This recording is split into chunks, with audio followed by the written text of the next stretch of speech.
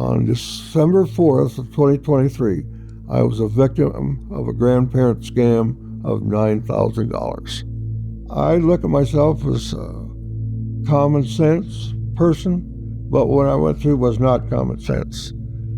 Because they played on my emotions, I wasn't looking at the red flags. I wasn't looking at things right that I normally would do. So these people were good.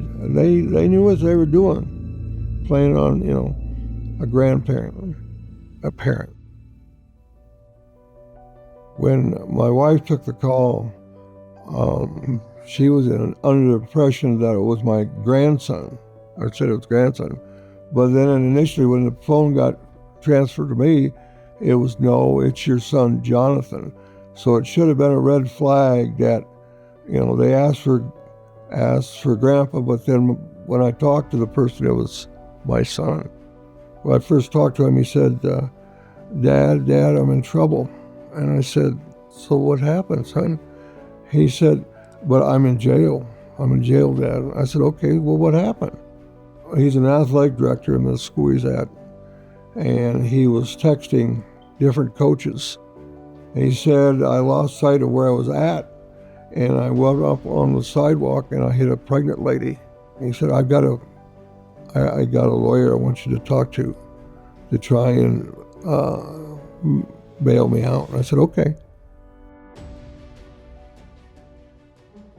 Well, the lawyer called, introduced himself, told me that John had hit a pregnant lady. And I said, so how's the lady and how's the baby?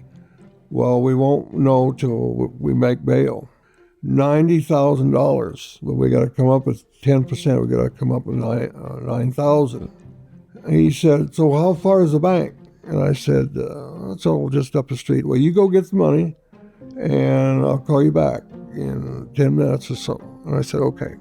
He said, I want you to take half, split it in half, and either in dishes, glass dishes or glass jars, I want you to put this money in, and then I want you to wrap it in bubble wrap and then tin foil and put it in a box.